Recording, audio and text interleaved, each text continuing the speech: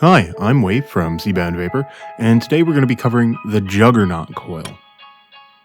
We're going to be using 3 gauges for this coil this time. We're going to be using 32 gauge for the cores, 40 gauge for the Clapton, and we're going to be using 0.4 for the secondary Clapton-ish.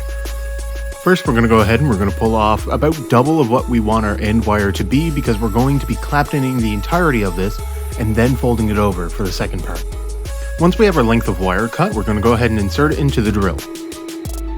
After securing it to the swivel on the other end, we're going to go ahead and we're going to insert our fuse wire either into the chuck itself or onto a leg if that's your preferred method.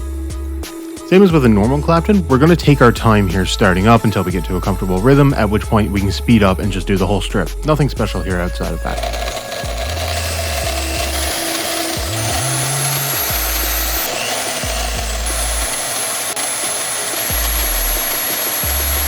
Reaching the end, we snip off the fuse wire and cut the core. Now we're going to be taking our length of wire, we're going to be running it through the swivel, folding it over, and inserting both of those ends back into the chuck. The part that gives the Juggernaut its name is the ribbon, which we are going to go ahead and insert into the chuck itself. Something else you can do here, since ribbon is a little weird to kind of get into the chuck or on a leg sometimes, you can insert it between the two cores and let the tension kind of force it anyway. The key to a clean looking Juggernaut is to have a very steep angle. You don't want a 90, you kind of want a 45 or maybe a little less, maybe a bit more, depending on the size of the ribbon that you're working with. Typically for larger builds, I would use 0.8 for, let's say, 26 gauge, 28. But since I'm doing a mouth along and just 28 would look huge as well as kind of impact the way it wraps and performs, I went with 0.4. Taking your time here can help save a lot of headache.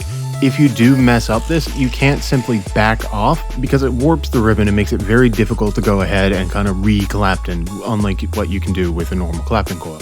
Once again, reaching the end, we go ahead and we'll cut it off. Now these are prone to kind of twisting up on themselves, so what we can do is we can just go ahead and grab a pair of pliers or tweezers or hands if you have a strong enough grip, and we'll just reverse it out and try to get it back to being as straight as we can. Nothing special to note when wrapping it. It behaves very much like a fused Clapton or most parallel round wire builds. The ribbon kind of helps keep it together, so it's not going to bounce around or kind of deform.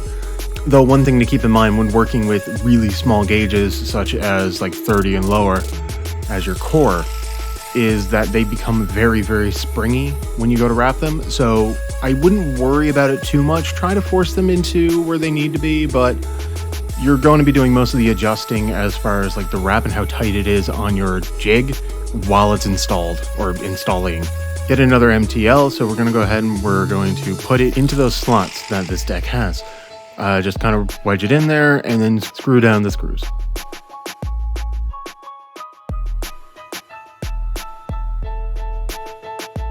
And once that's done, we'll just go ahead and clip off the legs. The tuning process is omitted here because I went off and took pictures of it. But when installing the cotton itself, again, we're using MTL, we're using a bottom airflow.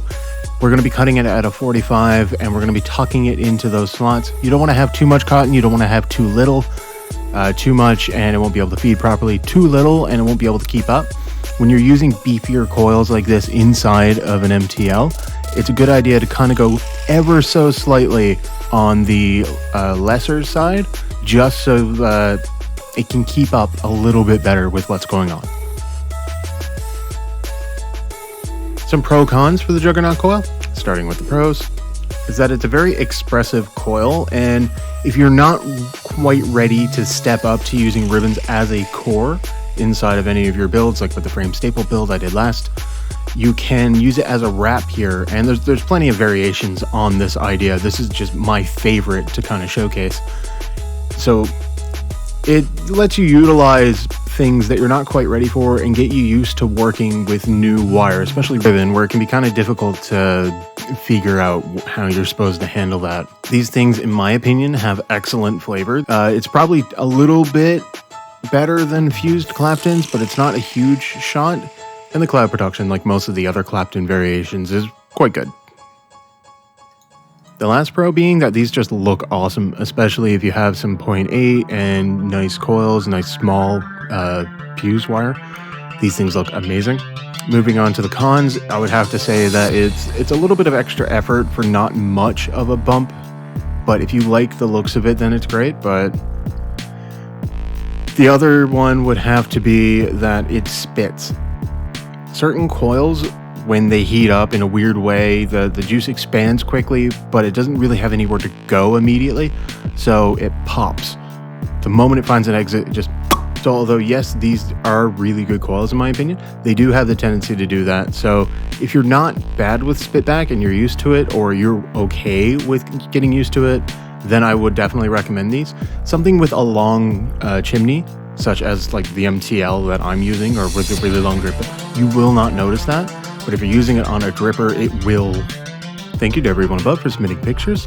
If you guys want to submit your own pictures into That's a Wrap, you can submit them to thats.a.wrap.vape@gmail.com to have your pictures featured in the next episode.